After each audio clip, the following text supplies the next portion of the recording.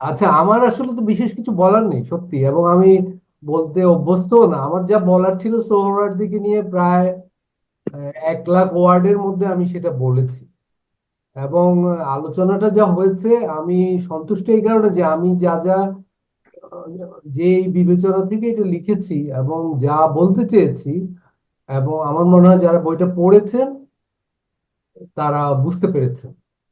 সমালোচনা হোক, প্রশংসা হোক, নিন্দা হোক, যা যা যা এসেছে সবই আসলে যথার্থই। এটা তো সত্য, অনেক কিছু আমি দেখিনি, অনেক রেফারেন্স আরো দেওয়া যেত। কিন্তু আপনারা তো দেখেছেন যে আমি প্রায় 600 ফুট নোট হয়ে গেছে। এবং আচ্ছা ভাই, আপনার ভিডিও অফ হয়ে গেছে, এটা আপনি চালু করবেন? হ্যাঁ। আচ্ছা, যে আমি যে সংক্ষেপে বলি যে কেন আমি বইটা লেখায় হাত দিয়েছিলাম, জি, জি, জি। তাহলে আমার মনে হয় আমার যা বলার অনেকখানি বলা হবে। সেটা হলো, কলকাতায় সোহরাওয়ার্দীকে নিয়ে প্রচুর সাহিত্য, রাজনৈতিক সাহিত্য রয়েছে। সেখানে প্রধানত সোহরাওয়ার্দী হলেন একজন গুন্ডা, একজন কসাই।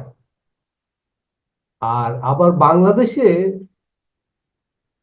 বাংলাদেশের প্রধান একটা রাজনৈতিক দলের প্রতিষ্ঠাতা হওয়ার পরেও সোহরাওয়ার্দী প্রায় বাংলাদেশের রাজনৈতিক সাহিত্যে অনুপস্থিত। বাংলাদেশে এতগুলো রাষ্ট্রবিজ্ঞান বিভাগ আছে, সেখানেও সোহরাওয়ার্দী অনুপস্থিত।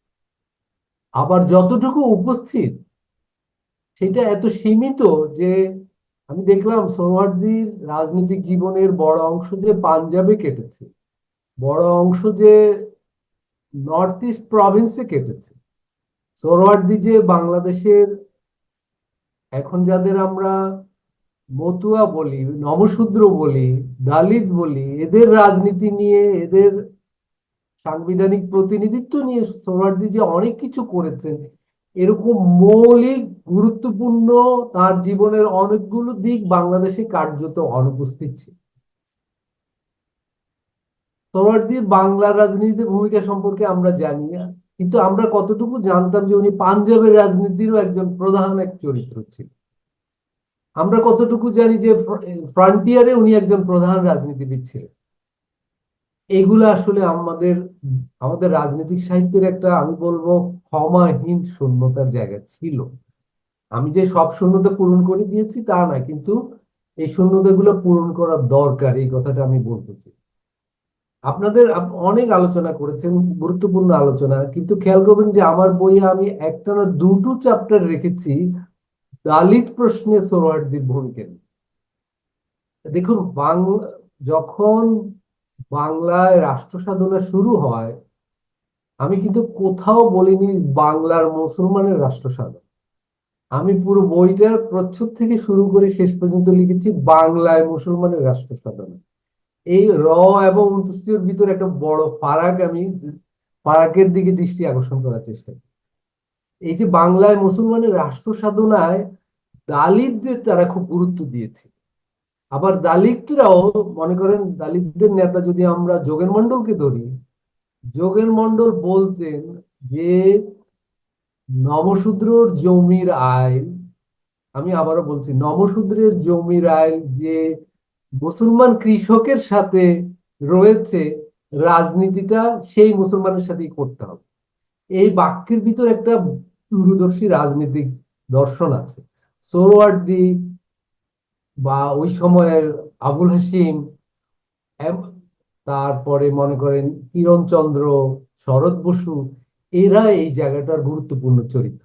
আমি মনে করেছিলাম যে আমাদের রাজনৈতিক সাহিত্যে এগুলো কম আলোচিত। আমাদের রাজনৈতিক সাহিত্য 746-এর দাঙ্গা আর নোয়াখালী দাঙ্গা কেন্দ্রিক। মানে যেন গত 100 বছরে, মানে 1900 থেকে 2000-এর ভিতর ও দুটো দাঙ্গা হয়েছে। ট্রেনে করে একদল লোক কলকাতা থেকে ঢাকার দিকে রওনা দিচ্ছে বা পাঞ্জাবের দিকে রওনা দিয়েছে, আরেক দল লোক বরিশাল থেকে কলকাতা রওনা। আমাদের রাজনৈতিক সাহিত্য এতদিন এই তিনটে ঘটনায় আচ্ছন্ন ছিল। আপনারা খেয়াল করেন যে নোয়াখালীতে যখন দাঙ্গা হয়, নোয়াখালী দাঙ্গা আমাদের রাজনৈতিক সাহিত্যের একটা বড় দিক এবং সোহরাওয়ার্দীকে কলঙ্কিত করার একটা বড় আইটেম। কিন্তু তখন বাংলায় অন্য প্রদেশগুলো, অন্য জেলাগুলোতে দাঙ্গা হচ্ছে না। কেন নোয়াখালীতে হচ্ছে, অন্যগুলা কেন হচ্ছে না, এবং অন্যগুলা না হওয়ার যে দারুণ সব ইতিবাচকতা আছে ওর ভিতর, নানা ঘটনা আছে, এগুলা কখনো আমরা অনুসন্ধান করি নাই। নোয়াখালী দাঙ্গাকে আমরা শুধু হিন্দু মুসলমানের জায়গা থেকে দেখেছি, আমরা ওইখানকার আর্থসামাজিক অর্থনীতির জায়গা দেখি নাই। আবার কলকাতার দাঙ্গাকেও আমরা হিন্দু মুসলমানের জায়গা থেকে দেখেছি, সেটাকে জিন্না এবং নেহরুর রাজনীতি দিয়ে দেখি নাই। আমরা সোহরাওয়ার্দীকে দেখেছি 46-এ, কিন্তু 47-এ 15ই আগস্টের পরে দীর্ঘ সময় যে গান্ধীর সাথে মিলে উনি এক মানুষের জীবন বাঁচাতে জীবনের ঝুঁকি নিয়ে কলকাতায় রাস্তায় রাস্তায় কি করেছেন সেটা আমরা জানি না। এবং আপনারা পড়ে দেখেছেন, সোহরাওয়ার্দী নিয়ে আমার কোনো প্রেম ছিল না, আমি চেষ্টা করেছি নির্মোহভাবে ওই সময়টা তুলে আনতে। আমি মনে করি এটা একটা রাজনৈতিক দায়িত্ব, যে 47-কে আমরা এখনো অনেকাংশে ভুলভাবে জানি, এবং এই যে ভুলভাবে জানার একটা বড় দায় পূর্ব বাংলা এবং আজকের বাংলাদেশের একাডেমিশিয়ানদের। এই দায় অনেকটা আমি বলবো পাপের পর্যায়ে চলে গেছে। এখানে যা যা লেখা হয়েছে বিভিন্ন জায়গায় পশ্চিমবঙ্গে বা অন্যত্র, যেসব প্রকল্প আমি বলবো, এখানে সেসব প্রকল্পের একদল ভোক্তা তৈরি হয়েছে মাত্র, অনুসন্ধান করে দেখা হয়নি এখনো। আমি সামান্যই করেছি, 350 পৃষ্ঠায় বা 1 লাখ ওয়ার্ডে বা 600 ফুটনোটে আমি চেষ্টা করেছি। এটা একজন নন একাডেমিশিয়ানের প্রচেষ্টা হিসেবে আপনারা দেখবেন, দেখেছেনও। কিন্তু আমি সন্তুষ্ট যে কিছু মানুষ পড়েছে, কিছু মানুষ বুঝেছেন আমার আলোচনার, আমার অনুসন্ধানের পজিটিভ দিকগুলো ওনারা চিহ্নিত করেছেন, বা জরুরি নেগেটিভ দিকগুলো, ত্রুটি সীমাবদ্ধতাও চিহ্নিত করেছেন। আমি এখানেই থামতে চাই, কোনো প্রশ্ন থাকলে আমি বলবো। ধন্যবাদ। আহ আলতাফ ভাই শেষ করছেন খুব অল্পে। আমরা হয়তো আরেকটু শুনতে পারলে ভালো হইতো। আলিমুজ্জামান ভাই, আপনার কথা শেষ ছিল, আপনি একটু যদি শেষ করেন। আলিমুজ্জামান ভাই আছেন? তারপরে আমরা প্রশ্নোত্তর পর্বে যাবো বা মন্তব্য পর্বে যাবো। না, আলিমুজ্জামান ভাইকে দেখতে পাচ্ছি না। আচ্ছা, তাইলে আমরা আলিমুজ্জামান ভাই যখন আসবে তখন আমরা ওনার কাছে শুনবো। এর মধ্যে অনেকেই এখানে আছেন, আমি দেখতেছি যে এখন 16 জন আছেন, প্রায় 21 জন ছিলেন মাঝখানে, বা বাইরে যারা প্রোফাইলে, আমার প্রোফাইলেও দেখতেছেন। আহ আপনাদের যদি কোনো প্রশ্ন থাকে বা মন্তব্য থাকে, আপনারা মন্তব্য করতে পারেন। এইখানে আমার ফেসবুক পেজে একটা মন্তব্য আসছে, সেটা হচ্ছে, আমি একটু পড়ি। আলতাফ ভাইয়ের কাছে জানতে চাই, দিনলিপি ও আমার শিল্পী জীবনের কথা বলতে আব্বাস উদ্দিন আহমেদ বলেছেন, দেশভাগ হওয়ার বেশ কয়েক মাস আগে থাকতেই কোচবিহারের মহারাজা বাংলার তদানীন্তন প্রধানমন্ত্রী সোহরাওয়ার্দীর কাছে একবার নয়, আমি জানি তিনবার গিয়ে তার অভিমত চেয়েছিলেন ভারত বা পাকিস্তানে যোগ দেবেন কিনা সে সম্বন্ধে। তিনি বলেছিলেন, আমার রাজের 3 দিকেই পাকিস্তান, আপনার কি মত? এক্ষেত্রে সোহরাওয়ার্দীর ভূমিকা কি ছিল? এইটা জাহির রায়হান জুয়েল নামে জহির রায়হান জুয়েল নামে একজন বলছেন, এটা আমাদের ফেসবুক পেজে। আর এইখানে যারা আছেন, এইখান থেকে আপনারা মন্তব্য প্রশ্ন করতে পারেন সেগুলো নিয়ে। এখানে যারা আলোচক আছেন তারা বলবেন, বইয়ের লেখক আছেন উনিও বলবেন আহ, আপনাদের কোনো কোনো প্রশ্ন বা ইয়ে। পারভেজ ভাই কি প্রশ্নটা বুঝতে পেরেছেন? আমি প্রশ্নটা বুঝতে পারিনি আসলে, কিন্তু প্রশ্নটা না বুঝে আমি একটা জিনিস শুধু বলি। এই যে আমার এই যে প্রোফাইল থেকে লাইভ হচ্ছে, তো ওইখানে প্রশ্নটা আছে, আমি একটু প্রশ্নটা অস্পষ্ট, আমি বুঝতে পারিনি আসলে।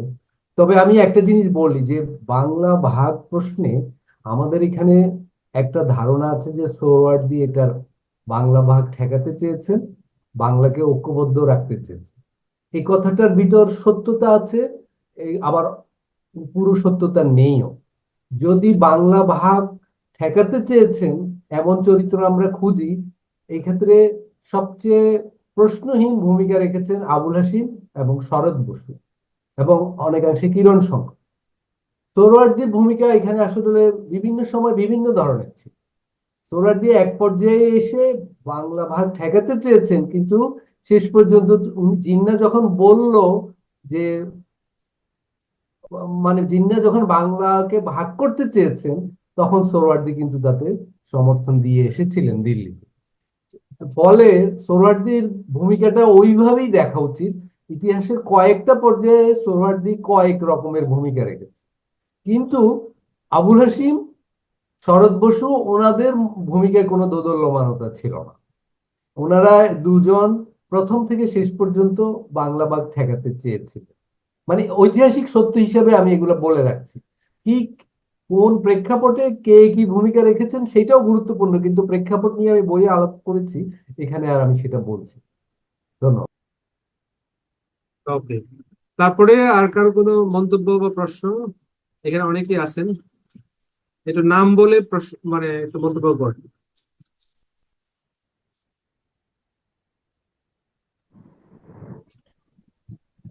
আমি কাদের জাহান। আহ, আসলে আপনাদের মেয়ে যথাযথ সময় ঢুকতে করে নাই, ইন করতে পারি নাই, যার ফলে আজম ভাইয়ের আলোচনা একেবারেই শুনিনি। আর ফিরোজ আহমেদ ভাইয়ের আলোচনা আংশিক শুনেছি। ফলে প্রশ্ন করার নাই, তবে যেহেতু একটা বিশাল আকৃতির বই এবং এটা সত্য কথা যে আসলে সোহরাওয়ার্দী আমাদের বাংলাদেশের রাজনীতিতে মানে মানে সমসাময়িক রাজনীতিতে আমরা দেখি যে অন্তত 20 বছর ধরে সচেতন রাজনীতি নিয়ে, এই 20 বছরের মধ্যে তাকে নিয়ে খুব ভালো কাজ হয়েছে, কিংবা আলাপ আলোচনা অথবা এক কথা ইম্প্যাক্ট ফেলার মতো যে সমস্ত কাজ সেরকম কিছু দেখিনি। সেই হিসেবে আলতাফ ভাই যে কাজটি করেছেন সেজন্য তাকে আন্তরিকভাবে ধন্যবাদ জ্ঞাপন করছি। আর বইটা আসলে খুব ভালো করে দেখিনি যে কোন প্রকাশনী থেকে বের হয়েছে, এটা আমি নিজে কালেকশন করব, পড়বো। আচ্ছা, আহ বইটা বের করছে এতটুকুই। ওইটা বের করছে বাতিঘর, এইবার 21শে বই মেলায়, এই যে 2024-এ বের হয়েছে। আ- হ্যাঁ, তারপরে আচ্ছা, বাতিঘর। অনেক ধন্যবাদ। আর ধন্যবাদ। পড়তে আমি আমি আলতাফের এমনি গদ্যের ভক্ত। বইটা পড়তে খুব আরাম পাবেন, এবং ফিরোজ ভাই যথার্থই বলছেন যে উপন্যাস যারা সোহরাওয়ার্দী নিয়ে যদি কোনো উপন্যাস লিখতে চায়, তাদের জন্য কঠিন করে দিছে। মানে একটা ইন্টারেস্টিং, মানে বইটা পড়তে খুব মজা লাগবে, আমরা সংগ্রহ করতে পারি। মানে একটা জি অনেক গল্পের ফিলিং আছে লেখার অনেক ধন্যবাদ। অনেক ধন্যবাদ। আর তেমন কিছু না, তবে বদরুদ্দিন উমর সম্পর্কে ফিরোজ ভাই একটা কথা বললেন, আমি জানি না আসলে উনি যেহেতু বললেন যে পুরো বইটা পড়েছেন, সেখানে এক লাইনের উদ্ধৃতি দিয়ে আলতাফ ভাই শেষ করেছেন। যদি এরকমই হয় তাহলে সেই ক্ষেত্রে আমার মানে খুব সম্প্রতি আমি বদরুদ্দিন উমরের সাম্প্রদায়িকতার উপরে যে বইটা আছে এটা পড়ছি, এবং মনে হয়েছে যে গুরুত্বপূর্ণ একটি কথা যে আমাদের বাংলা ভাগ বা ভারতবর্ষের যে বিভাজন, সেখানে দ্বিজাতিত্বের কথা বলি, কিন্তু আসলে মূল ফ্যাক্টরটা ছিল যে আহ, মধ্যবিত্তের সুবিধা। বদরুদ্দীনের বইটাতে বারবার দেখা যায় এগুলো এসেছে। তো সেইটুকু যদি না থাকে আসলে মনে হয় সাম্প্রদায়িকতার বিষয় আসলে যদি আসে তাহলে কিছুটা অবিচার করা হয়েছে বলেই মনে হয়েছে আর কি। একজনের মুখে মানে অন্যের না, মুখে ঝাল খেয়ে কথাটাই বললাম। Thank you. পড়ে ফেলাটা ভালো। সাম্প্রদায়িকের চ্যাপ্টারটা একদম লাস্টের চ্যাপ্টার, ওইখানে মানে সাম্প্রদায়িক ইস্যু যে ডিল করা হয়েছে আর কি। পুরো বইটা ঠিক সাম্প্রদায়িকতা নিয়ে না। হ্যাঁ, আলতাফ ভাই কিছু বলতে চান না? আহ, এই যে সাম্প্রদায়িকতার প্রশ্নটা আমার কাছে এত গুরুত্ববহ ছিল যে বইতে কিছুটা অপ্রাসঙ্গিক হলেও আমি একটা চ্যাপ্টারই ডেভেলপ করেছি এটা নিয়ে। এবং সাম্প্রদায়িকতাকে আমাদের রাজনৈতিক সাহিত্যে যেভাবে দেখা হয়েছে, কিছুটা আমি এটা ভিন্ন মত পোষণ করেছি।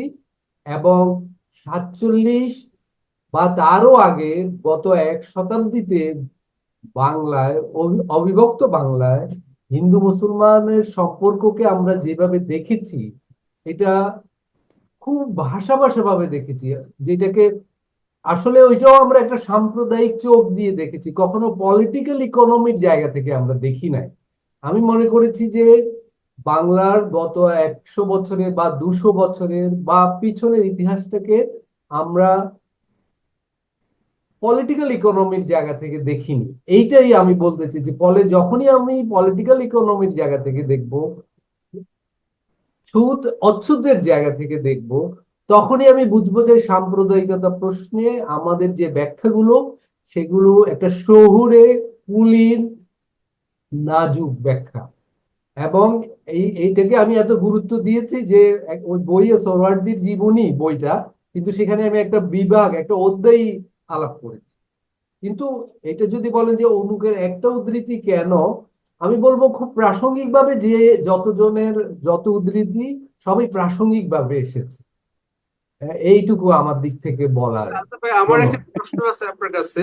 এই বইটা পড়তে পড়তে আমি দেখতেছিলাম, যেহেতু মুসলিম লীগ এবং প্রজা পার্টি এবং অনেকগুলো আলোচনা ওই সময় আসছে, মানে একটা 1920 সালের ওই সময় থেকে যেহেতু শুরু করছেন, তো কংগ্রেসের যে রাজনীতি তার সাপেক্ষে আপনি কেন এই বইয়ে ধরেন মুসলিম লীগ বা অন্যান্য আলোচনাগুলি মানে দেখতে চান না? আপনি এক জায়গায় বলছেন যে আমি মুসলিম লীগ এবং কংগ্রেসের সাপেক্ষে দেখতে চাই না, বা এরকম একটা ইঙ্গিত, মানে একটা বাক্য সম্ভবত আছে। এটা কেন একটু ব্যাখ্যা করবেন কি? কারণ মানে সর্বভারতীয় রাজনীতির যে গতিপথ, হ্যাঁ, সেইটার বাস্তবতা যদি আপনি লেখক আকারে এখানে না রাখেন পাশাপাশি, তাহলে যেই বাস্তবতায় সোহরাওয়ার্দীকে নির্মাণ করতেছেন মুসলিম লীগ এবং অন্যান্যদের সাথে, তাহলে এটা ব্যাপারটা একটু অস্পষ্ট থাকে কিনা? একটা হলো, আমি আসলে প্রথম থেকে চেষ্টা করেছি আমার আলোচনার ফোকাসটা সোহরাওয়ার্দীর উপর কেন্দ্রীভূত করতে। এটা আমার একটা সচেতন সীমাবদ্ধতা বলতে পারেন, কিন্তু সচেতন প্রয়াস ছিল। এবং বাংলায় সীমাবদ্ধ থাকে। বাংলার রাজনীতির প্রেক্ষিতে যখনই প্রয়োজন হয়েছে, আমি জিন্নাহকে নিয়ে আলাপ করেছি, ইস্পাহানিকে নিয়ে আলাপ করেছি। মানে আমার প্রথম লক্ষ্য ছিল সোহরাওয়ার্দী, দ্বিতীয় লক্ষ্য ছিল মুসলিম লীগ, তৃতীয় লক্ষ্য ছিল মুসলিম লীগের বাইরের মুসলমানরা, এবং বা এরপরে ধরেন এখানকার দালিতরা। আমি এই একটা কাঠামোগত ভাবে সীমানা চিহ্নিত করে রেখেছিলাম। কিছু কিছু জায়গায় অবশ্যই মুসলিম লীগের ভূমিকা এসেছে, এবং প্রাসঙ্গিকভাবে কংগ্রেসের ভূমিকা এসেছে। একটা জায়গায় কোনো একজন আলোচক বলেছে যে কংগ্রেস ব্রিটিশ বিরোধী যতটা আপোষহীন ভূমিকা রেখেছে, মুসলিম লীগ সেটা রাখিনি, আমি বলতে চেয়েছি। এরকম আমি কোন এটা আলোচক আজম বলেছেন ভাই আমার বলছেন, এখন এটা আজম ভাই বলছেন, হ্যাঁ, সরি। এটা আজম ভাই বলছে প্রথম। হ্যাঁ, কিন্তু হ্যাঁ, এটা আমি মনে করি যে তথ্য সেটাই বলে যে মুসলিম লীগ খুব ন্যায্য কারণেই দেখেছে এক পর্যায়ে যে তারা কংগ্রেসের মতো ব্রিটিশ বিরোধী ভূমিকা রাখলে তাদের রাষ্ট্র সাধনা ক্ষতিগ্রস্ত হবে, তাদের রাজনৈতিক লক্ষ্য অর্জনে তারা ব্যর্থ হবে। ফলে মুসলিম লীগ ওই ধরনের ভূমিকাই রেখেছিল। এটা ভুল রেখেছিল না শুদ্ধ রেখেছিল আজকের জায়গা থেকে আমরা বুঝতে পারবো না। তখনকার আর্থসামাজিক অবস্থায় মুসলমানরা ওই কৌশল নিয়েছিল। কিন্তু এটা তথ্য হিসাবে আমি মনে করি ঠিক, আমি যথার্থই বলেছি। কিন্তু এটা সঠিক করেছে না ব্যাঠিক করেছে সেটা অন্য আলাপ হতে পারে। আর আমি এটা আবারও স্বীকার করছি যে আমার আলোচনার পরিসর সোহরাওয়ার্দীকে এবং মুসলিম লীগ বা মুসলমানদের কর্ম তৎপরতা কেন্দ্রিক ছিল। এটা আমি সচেতন ভাবে রেখেছি। আচ্ছা, সোহান ভাই, সোহানুজ্জামান সম্ভবত ওই সময় কিছু বলতে চাচ্ছেন। আপনারা একটু মানে যে হাত তুলেন বা আওয়াজ দেন, তাহলে আমি বুঝতে পারবো কে কথা বলতে চান। আমি আলতাফ ভাইকে বলতে চাচ্ছিলাম যে সোহরাওয়ার্দীকে মানে তার রাজনৈতিক জীবনকে কি তাহলে দুই ভাগে ভাগ করে দেখবো? মানে ধরেন ওই যে 47-এর আগ থেকে শুরু করে 50 পর্যন্ত তিনি এক ধরনের, মোটামুটি বলা যায় যে সাম্প্রদায়িক রাজনীতি বা ইসলামিস্ট রাজনীতি বা পাকিস্তানবাদী রাজনীতির সাথে সম্পৃক্ত ছিলেন। আর তারপরে যখন আহ, বলা যায় যে পূর্ব পাকিস্তান বা এই অংশে যখন ভাগাভাগি হয়ে গেল, মানে মুসলিম লীগের ক্ষমতার ব্যাপারটায় ভাগাভাগি হলো, তখন কি তিনি সেকুলার পলিটিক্যাল ওই ব্যাপারটায় চলে আসতে পারছেন? মানে ওইটাই কি কারণ ছিল? মানে ব্যাপারটা কি ওই রকম? আমি বোধহয় শুরুতে একটু বলেছিলাম ইঙ্গিতে আর যে আর আরেকটা প্রশ্ন ছিল যে রাজনৈতিক ব্যাপারটা যতটা না সামষ্টিক, তার চেয়ে কি ব্যক্তিগত নানা বিষয় গুরুত্বপূর্ণ হয় কিনা? সোহরাওয়ার্দীকে এই যে 47 দিয়ে বা 71 দিয়ে যখন আমরা দেখি, এই আমরা তখনই আসলে একজন সোহরাওয়ার্দীকে মিস করি। এটাই আমি আমার পুরো লেখায় একটা নীরব কথা হলো এটা। সেটা হলো সোহরাওয়ার্দী একজন খুবই কালারফুল পার্সন, খুবই বর্ণিল একজন রাজনীতিবিদ। এবং এখানে আলোচকরাও এগুলা খুব একটা বলেননি, কারণ অল্প সময়। কিন্তু আমার বইয়ে আমি তো বিস্তারিত বলেছি যে সোহরাওয়ার্দীর সাথে সুলতান, আমাদের চিত্রকর, তার যে সম্পর্ক, সুলতান নামটিও যে সোহরাওয়ার্দী পরিবারের দেয়া, বা পাকিস্তানের বড় একজন চিত্রকর সাদিকিনকে বিশ্বের কাছে পরিচয় করিয়ে দেওয়ার ক্ষেত্রে সোহরাওয়ার্দীর যে ভূমিকা, এই মানে এরকম সোহরাওয়ার্দীর সাথে ফয়েজ আহমেদ ফয়েজের যে সম্পর্ক, ফয়েজ তার সারা জীবনে একটা মাত্র কাসিদা লিখেছেন, সেটা হলো সোহরাওয়ার্দীকে নিয়ে। খুবই ছোট ঘটনা, কিন্তু আবার সাহিত্যের বিবেচনায়, উপমহাদেশের দক্ষিণ এশিয়ার সংস্কৃতির জায়গা থেকে এটা খুব বড় ঘটনা আমি মনে করি। এরকম মানে সোহরাওয়ার্দীর বর্ণিলতা আমাদের বাংলাদেশের রাজনৈতিক সাহিত্য মিস করে গেছে। ফলে সোহরাওয়ার্দীকে আমরা সবসময়, আমি আগেই বলেছি, আমরা দেখেছি 46-এর দাঙ্গা দিয়ে বা নোয়াখালীর দাঙ্গা দিয়ে এবং বাংলা ভাগ দিয়ে। কিন্তু সোহরাওয়ার্দী আসলে রাজনীতিবিদ হিসেবে আরো অনেকগুলো গুরুত্বপূর্ণ বৈশিষ্ট্যের ধারক। সাংস্কৃতিক ব্যক্তিত্ব হিসেবেও ওনাকে তো আমরা আজ পর্যন্ত রিডই করতে পারিনি আমি বলবো।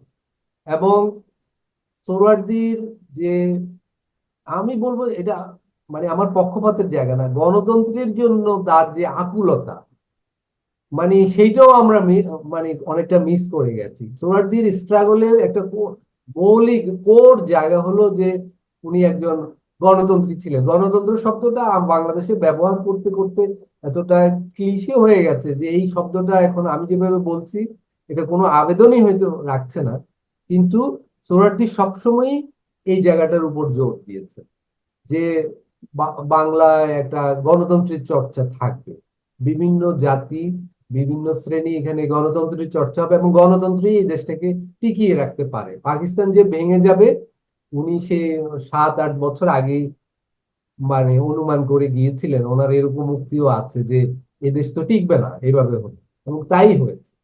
তো আমি বলবো যে আমরা যেন সোহরাওয়ার্দীকে শুধু 47 দিয়ে অনুসন্ধান না করি, আমরা যেন একটা কালারফুল মানুষ, উনি ওই দৃষ্টিতে অনুসন্ধান করলে কিন্তু আমরা একদম ভিন্ন সোহরাওয়ার্দীকে পাবো। এবং আমাদের আজকের জায়গায় আমরা যখন কে সেকুলার কে সেকুলার নয়, কে সাম্প্রদায়িক কে সাম্প্রদায়িক নয়, এই যে আমরা বাইনারি আমাদেরকে মগজে ঠেসে দেওয়া হয়েছে, সেই জন্য আমরা আসলে ইতিহাসের অনেক গুরুত্বপূর্ণ মানে দৃশ্যই আমি বলবো আমরা মিস করে যাচ্ছি। এবং এই ক্ষেত্রে আমাদের বড় একটা মিস হলো সোহরাওয়ার্দী। আমাদের এখানে অনেক রাজনৈতিক চরিত্র সোহরাওয়ার্দীর সাময়িক খুবই ওভার রেটেড, সেই তুলনায় সোহরাওয়ার্দী প্রধান চরিত্র হয়েও অনেকটা আন্ডার রেটেড আমি বলবো। ধন্যবাদ। ওকে, তারপর নেক্সট কে বলবেন? কেউ কি বলবেন? রোমেল, আমার কিছু প্রশ্ন আছে। জি জি জি, মনোহর ভাই। আমি এতক্ষণ আলোচনা শুনছিলাম, ভাল লাগছিল। দুজন তো প্রথমে দীর্ঘ আলাপ করেছেন, তারপরে লেখক আলতাফ ভাইও সুন্দরভাবে তার লেখার কারণ এবং উদ্দেশ্যগুলো তুলে ধরেছেন। ফলে আমরা এই বিষয়ে এবং এই বইটা সম্পর্কে একটা মোটামুটি ভালো ধারণাই পেয়েছি। সেটা থেকে যেটা মূলত পেলাম আমরা, সেটা হলো যে সোহরাওয়ার্দী একটা অনালোচিত ব্যক্তিত্ব ছিল। আমাদের রাজনৈতিক যে বড় বড় জায়ান্ট যারা আছেন 20 শতকের, আমাদের যে জাতীয়তাবাদী রাজনীতির যে বড় বড় ব্যক্তিত্ব, তার মধ্যে অনেকে বেশ আলোচিত হন, কিন্তু সোহরাওয়ার্দী সেই তুলনায় কম আলোচিত হচ্ছে, এটা ঠিক।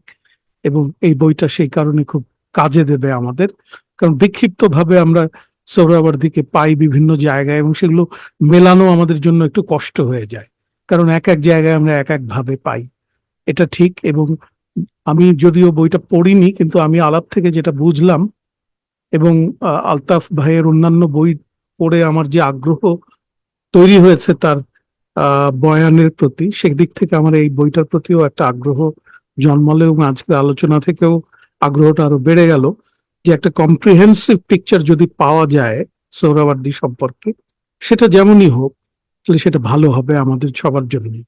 তো আমি ইতিমধ্যেই রোমেলের ফেসবুক পেজে দুটো প্রশ্ন লিখেছিলাম। এই প্রশ্নগুলো ওইভাবে ঠিক কম্প্রিহেন্সিভ দিক থেকে না, কিছু খুঁটিনাটি দিক থেকেই খুচরো প্রশ্ন মনে হতে পারে। তাহলেও আমি একটু এগুলোর জবাব যদি পাই তাহলে আমার জন্য সুবিধা হয়। একটা প্রশ্ন ছিল, উম এটা আলতাফ ভাই দিলেই ভালো হবে। সেটা হচ্ছে যে শেরে বাংলার তো লাহোর প্রস্তাব তিনি উপস্থাপন করেছিলেন, কিন্তু শেষের দিকে তিনি আর লাহোর প্রস্তাবের যে বোঝাপড়াটা যেভাবে চেঞ্জ হয়েছে বা পরিবর্তিত হয়েছে, বিশেষ করে 1946 সালের দিল্লি অধিবেশনে যে পরিবর্তনটা আসে, সেটার প্রসঙ্গে শেরে বাংলার অনেক আপত্তি ছিল এবং তিনি আর এই বিষয়ে খুব একটা আস্থাশীল ছিলেন না, এটা আমরা জানি, এবং এটা নিয়ে অনেক কথাবার্তাও আছে, আমরা জানি। তো সোহরাওয়ার্দীর এই সময় ভূমিকাটা কি ছিল, অর্থাৎ লাহোর প্রস্তাবের বোঝাপড়া সোহরাওয়ার্দীর কেমন ছিল? আমরা যেমন লেখক একটু আগে বলেছেন যে আবুল হাশিমের এ ব্যাপারে তো একটা নিরাপসী অবস্থান ছিল, সেটা আমরা জানি। তো আমার একটু জানার ইচ্ছা যে সোহরাওয়ার্দী এই পাকিস্তান ধারণাকে কিভাবে বুঝেছিলেন। এটা কি তিনি একের অধিক রাষ্ট্র হিসেবে বুঝেছিলেন, নাকি এক রাষ্ট্র হিসেবে, যেভাবে 1946 সালে আহ এক অর্থে আমি বলবো গোজামিল দিয়েই জিনিসটা আহ আহ সম্পন্ন করা হয়েছিল, তিনি কি সেটা মনে প্রাণে মেনে নিয়েছিলেন কিনা? এটা হচ্ছে আমার প্রথম খুচরো প্রশ্ন। দ্বিতীয় প্রশ্ন হচ্ছে যে যুক্ত বাংলার যে একটা ধারণা আমরা দেখতে পাই এই শরৎ বসুদের সঙ্গে মিলে, সেটাও আমি একটু আগে জানতে পারলাম লেখকের মাধ্যমেই যে সেখানে আবুল হাশিমের সম্পৃক্ততাটাই বেশি ছিল।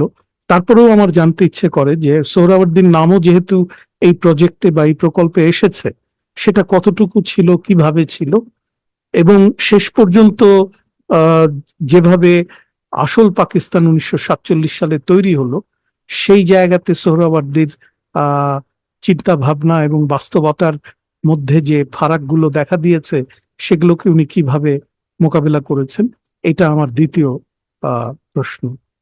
আর তারপরে তৃতীয় প্রশ্নটা হচ্ছে, সেটা হচ্ছে পাকিস্তান হয়ে যাওয়ার পরে যখন 1949 সালে মওলানা ভাসানী আওয়ামী মুসলিম লীগ প্রতিষ্ঠা করলেন, তারপরে আমরা জানি যে কিছু দিন পরে বা এক বছর বা 2 বছর পরে সোহরাওয়ার্দীও সেখানে যুক্ত হলেন।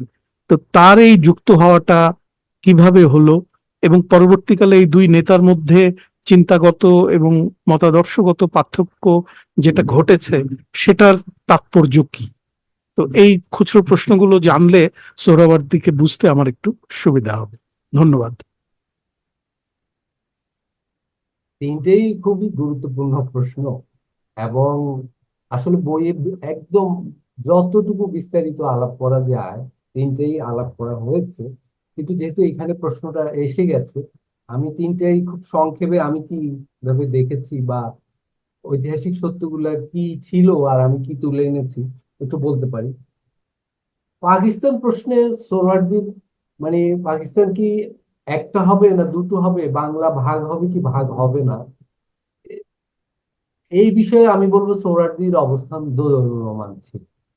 সোহরাওয়ার্দী বিভিন্ন সময়, আমি একটু আগে বলেছি যে পরস্পর বিরোধী ভূমিকা রেখেছে। দিল্লিতে, কলকাতায় উনি বাংলাকে এক রাখার কথা বলে দিল্লিতে যে উনি জিন্নার ডাকে সাড়া দিয়ে কিন্তু বাংলা ভাগ হবে এই অবস্থানে নিয়ে এসেছিলেন। এক পাকিস্তানের কথাই বলে এসেছিলেন যে পাকিস্তানে পূর্ব বাংলাও যুক্ত হবে, মানে পুরো বাংলাই যুক্ত হবে।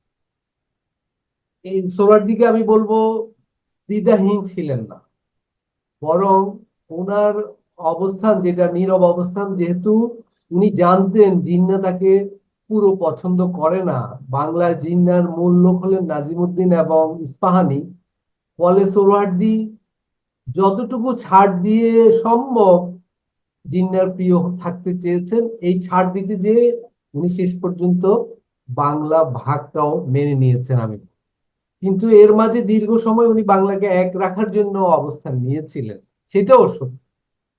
মানে এরকম একটা বিপরীতমুখী অবস্থান কিন্তু তার ওই 2-3 বছরের ভিতর আমরা পাই। হ্যাঁ, এর ভিতর বাংলাকে এক রাখার চেষ্টাটা দীর্ঘ সময় ছিল, তীব্রতম ছিল, কিন্তু দিল্লিতে যে কারিগরি দিক থেকে খুবই গুরুত্বপূর্ণ মুহূর্তে উনি ওই দাবিটা ছেড়ে দিয়ে চলে এসেছেন। এবং সেই জন্য আবুল হাশিম খুব আফসোস করেছিলেন, এবং আবুল হাশিম সোহরাওয়ার্দী জুটিটা ওই কারণেই ভেঙে গিয়েছিল। এবং এই জুটিটা ভাঙার ভিতর দিয়েই বাংলায় নাজিমউদ্দিনদের উত্থান ঘটেছে, এবং বাংলার পরবর্তী ইতিহাসটা ওই মুহূর্ত থেকেই শুরু হয়েছে। নাজিমউদ্দিন প্রায় শূন্য থেকে আবার তারকা হয়ে গেলেন সোহরাওয়ার্দী এবং আবুল হাশিম জুটি ভেঙে যাওয়ার মধ্য দিয়ে। এবং এই জুটি ভেঙেছে সোহরাওয়ার্দীর ওই স্ববিরোধী বিপরীতাত্মক ভূমিকার ভিতরে। আমি আর বাড়াচ্ছি না। দ্বিতীয় প্রশ্ন ছিল যে পাকিস্তান সৃষ্টি হওয়ার পর সোহরাওয়ার্দীর কি হলো। পাকিস্তান সৃষ্টি হওয়ার ভিতর দিয়ে সোহরাওয়ার্দী প্রায় শূন্য হয়ে গেলেন আমি বলবো। এবং পুরো পাকিস্তান পাকিস্তান আন্দোলন, মুসলিম লীগ প্রায় সোহরাওয়ার্দীকে ছুঁড়ে ফেলে দিল। এবং সোহরাওয়ার্দী এই সময় কলকাতায় ছিলেন। কলকাতায় উনি প্রায় নিঃস্ব। কলকাতার মেয়র উসমান ছাড়া ওনার পাশে কেউ ছিল না। কলকাতায় উনি তখন এক অতি বিরূপ পরিস্থিতির মুখে জীবনের ঝুঁকি নিয়ে অবস্থান করেছিলেন, কিন্তু একটা কমিটমেন্ট সহ অবস্থান করেছিলেন। সোহরাওয়ার্দীর চরিত্রের এইটা একটা অত্যন্ত অসামান্য দিক, যে কলকাতায় মুসলিমদের কি হবে এই ভেবে উনি তখন কলকাতায় রয়ে গিয়েছেন। অর্থাৎ আমরা দেখতে পাচ্ছি পাকিস্তান আন্দোলন যারা করলেন তাদের আন্দোলন চিন্তার ভিতর এটা মোটেই ছিল না যে দেশ ভাগ হলে ভারতের মুসলিমদের কি হবে। এই ভারতের মুসলিমদের কথা ভেবে সোহরাওয়ার্দী কিন্তু কলকাতায় থেকে গেলেন। এবং থাকার পর উনি যখন আবার পাকিস্তানে আসলেন, পাকিস্তান কিন্তু তাকে জায়গা দিল না। করাচিতে পাকিস্তান গণপরিষদের একটা অধিবেশনে একবার মাত্র উনি একটা ভাষণ দিতে পেরেছিলেন। এবং সেই ভাষণে যখন উনি এই প্রশ্নগুলো তুলছিলেন যে মুসলিম লীগ ভারতের মুসলিমদের নিয়ে কি করছে, এবং মুসলিম লীগ পাকিস্তানের হিন্দুদের প্রতি যথার্থ আচরণ করছে কিনা, এই দুটো প্রশ্ন উত্থাপন করার সাথে সাথে লিয়াকত আলী খানদের শত্রুতে পরিণত হয়ে গেলেন। গণপরিষদে তার সদস্যপদই বাতিল হয়ে গেল। পূর্ব পাকিস্তানে তাকে অবাঞ্ছিত ঘোষণা করা হলো। মানে এরকম চরম বিরূপ পরিস্থিতিতে আবার কলকাতায় উনি প্রায় অবাঞ্ছিত হয়ে গেলেন। তার বিরুদ্ধে কয়েক লাখ টাকার করের একটা বোঝা চাপিয়ে দেওয়া হলো, অর্থাৎ উনি যাতে কলকাতা ছেড়ে চলে যান। মানে দুই দিক থেকে উভয় বাংলায় উনি প্রায় নিঃস্ব হয়ে কোণঠাসা হয়ে আবার উনি ওনার রাজনৈতিক ভাগ্য গড়ার চ্যালেঞ্জ নিয়ে করাচিতে থাকলেন, কিন্তু করাচিতেও টিকতে পারলেন না। আইনজীবী হিসাবেও ওনাকে সনদপত্র নিতে দেওয়া হলো না, উনি পাঞ্জাবে গেলেন। তো এই হলো পাকিস্তানে ওনার অবস্থা। তৃতীয় প্রশ্ন ছিল ভাসানী এবং সোহরাওয়ার্দীর প্রশ্ন, যে আওয়ামী লীগ গঠনে আবার সোহরাওয়ার্দী কি ভূমিকা রাখলেন, সেখানে ভাসানী কিভাবে আসলো। আমার মনে হয় এগুলো আমরা জানি। সোহরাওয়ার্দী যে কোনো মূল্যে আবার বাংলার রাজনীতিতে, পাকিস্তানের রাজনীতিতে জায়গা করতে মরিয়া হয়ে চেষ্টা করছিলেন। ওইদিকে ভাসানীও আসাম থেকে বিতাড়িত হয়ে আমি বলবো বাংলার রাজনীতিতে জায়গা করার চেষ্টা করছিলেন। এবং তৃতীয় ঘটনা হলো পাকিস্তানের শাসকরা এমন ভূমিকা নিচ্ছিল যে বাংলার রাজনীতিতে একটা মুসলিম লীগ বিরোধী মনস্তত্ত্ব গড়ে উঠছিল। এই তিন এক জায়গায় এসে একটা ম্যাচ করে এবং সেখানে আওয়ামী মুসলিম লীগের জন্ম হয়। ভাসানী এবং সোহরাওয়ার্দীর একটা অ্যালায়েন্স তৈরি হয়।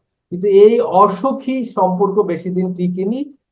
এবং ইন্টারেস্টিং হলো এইটা টিকেনি অভ্যন্তরীণ কোনো ইস্যুতে নয়, বিদেশ নীতি নিয়ে। যুক্তরাষ্ট্র তখন পাকিস্তানে খুবই প্রভাবশালী ভূমিকা ছিল। যুক্তরাষ্ট্রকে নিয়ে দৃষ্টিভঙ্গি কি হবে, এটাই ছিল তখন ভাসানী সোহরাওয়ার্দীর বিভেদের একটা বড় জায়গা। কাকমারি সম্মেলনের পরে সেই বিভেদ পুরোপুরি মানে দৃশ্যে চলে আসে, প্রকাশ হয়ে পড়ে, এবং ভাসানী সোহরাওয়ার্দীর বিভেদ তৈরি হয়। এগুলো আমরা অনেকটা জানি। আমি এখানে থামছি। ওকে আলতাফ ভাই, আহ আহ কারো প্রশ্ন আর কোনো জিজ্ঞাসা আছে? আজম ভাই কিছু বলবেন বা ফিরোজ ভাই? আজম ভাইকে আমি একটা প্রশ্ন করতে চাই, খুবই ছোট এবং সংক্ষেপেই উত্তর দেওয়া যাবে। যদিও আজম ভাই সাহিত্যে পড়ান, কিন্তু ওনার একটা মাল্টিডিসিপ্লিনারি বক্তৃতা, সক্রিয়তা ইত্যাদি আছে। আমার একটা জানার বিষয় যে বিশ্ববিদ্যালয় কেন্দ্রিক একাডেমিশিয়ানদের মধ্যে সোহরাওয়ার্দী এবং বাংলার তখনকার মুসলমানের রাষ্ট্র সাধনা বা অন্য যেই শিরোনামই দেয়া হোক, এই প্রসঙ্গগুলো নিয়ে এত কম আলোচনা কেন?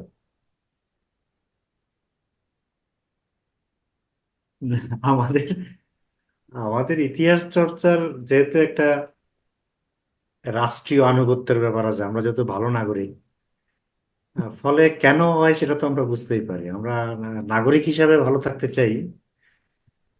আর ইতিহাসের একটা ব্যাপার হলো যে আমাদের ইতিহাসের আহ, গুরুত্বপূর্ণ লোক যারা, তাদের মধ্যে ঠিক অনেকেই যে পলিটিক্যাল হিস্ট্রি করেছেন তা কিন্তু না। যাদেরকে আমরা খুব বিখ্যাত ঐতিহাসিক বলে জানি, এদের কিন্তু আসলে অনেকেরই ভিন্ন এরিয়া।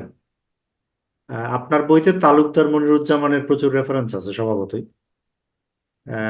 ইন্টারেস্টিং এনাফ যে আরেকজন যে সবচেয়ে বেশি উদ্ধৃত হন, তিনিও কিন্তু রাষ্ট্রবিজ্ঞানের লোক। আহ, তিনি হলেন, হারুনুর রশিদ, হ্যাঁ, হারুনুর রশিদ। এই বইয়ে উদ্ধৃতি আছে। হারুন রশিদের বই তো খুবই ভালো এবং খুবই উদ্ধৃত হয়। আহ, আমার ধারণা সোহরাওয়ার্দীর ব্যাপারটা আসলে বেঙ্গলি ন্যাশনালিস্টিক একটা অ্যাটিটিউডের কারণে আমাদের এখানে ইতিহাস পাঠ যতভাবে নিয়ন্ত্রিত হয়েছে, ক্ষতিগ্রস্ত হয়েছে, যতভাবে ফ্র্যাগমেন্টেড হয়েছে, আংশিকতার লক্ষণ প্রাপ্ত হয়েছে। তার তার একটা আর কি, সোহরাওয়ার্দীর পাঠ হলো তার একটা ফল। এটা বেঙ্গলি ন্যাশনালিজমের খুবই সংকীর্ণ যে আহ, আওতা, পরিধি এবং ব্যাখ্যা বিশ্লেষণ, যেটা খুবই কলকাতা ডমিনেটেড, যেটা খুবই সর্বভারতীয় পলিটিক্যাল যে লিটারেচার সেটা ডমিনেটেড। আমি আগেও বলেছি যে আমাদের এখানে এই কথাটা আসলে ভাবা উচিত যে আমরা কিভাবে আসলে একটা বড়, একদম খুবই আক্ষরিক অর্থে এবং খুব সদর্থেই অত্যন্ত পাওয়ারফুল ইন্ডিয়ান একাডেমিয়ার সঙ্গে আমাদেরকে আসলে সংখ্যালঘু হিসেবে ফাইট করতে হয়। এগুলো বোধহয় প্রধান কারণ আর কি, মনে হয়। ফিরোজ ভাই, ধন্যবাদ। না মানে আমার আমার মনে হয় যে আর খুব বেশি আলোচনা করার কিছু নাই, এবং আলতাফ ভাইকে আবারও ধন্যবাদ জানাই যে উনি লেখক হিসেবেও অত্যন্ত সুন্দর একটা আলোচনা করছেন, সংযমী একটা আলোচনা করছেন, এবং আহ, বরং তার কথা শুনলে আরো ভালো লাগতো। এবং বরং প্রশ্নোত্তর গুলোর কারণে আলতাফ ভাইয়ের কথা আরো কিছু তো শোনা গেছে, এই জন্য প্রশ্ন যারা করেছেন তাদেরকেও ধন্যবাদ জানাই। তো আমার আসলে আর তেমন কিছু যুক্ত করার নেই। কিছু এখন হঠাৎ মনে পড়ছে যে আরো অনেকগুলো পয়েন্ট বাদ করেছে, কিন্তু আমি এত লম্বা সময় নিতে বলেন আর এই বলেন। অত্যাচার করা ঠিক হবে না। বরং চেষ্টা করব যে এটা যদি সুযোগ হয় ভবিষ্যতে কখনো রিভিউ করব বইটাকে লিখে। তো আলতাফ ভাইকে আবারও শ্রদ্ধা এবং ভালোবাসা জানিয়ে বিদায় নেই। আচ্ছা, যদি অন্য কারো কোনো প্রশ্ন না থাকে তাহলে কি আমরা শেষ করব? আর কারো কোনো বলার হ্যাঁ, আছে? 12টা বেজে গেছে, ফলে আমরা শেষ করি। হ্যাঁ, আজকে 12টা আমরা বেজে প্রায় 2 যথাসময়ে ঘন্টা। প্রায় শুরু করেছিলাম, হ্যাঁ, হ্যাঁ। শেষ তাহলে করা আমরা যাবে। শেষ করি। মনে হচ্ছে কারো প্রশ্ন নাই। আবার দেখা হবে 15, মানে আবার পরের বইয়ে। সেইটা হয়তো আমাদের 15 দিন পরে হবে, বৃহস্পতিবার রাত 10টায়। সেই বইয়ের আলোচনায় আপনাদের সবাইকে দাওয়াত। ভালো থাকবেন।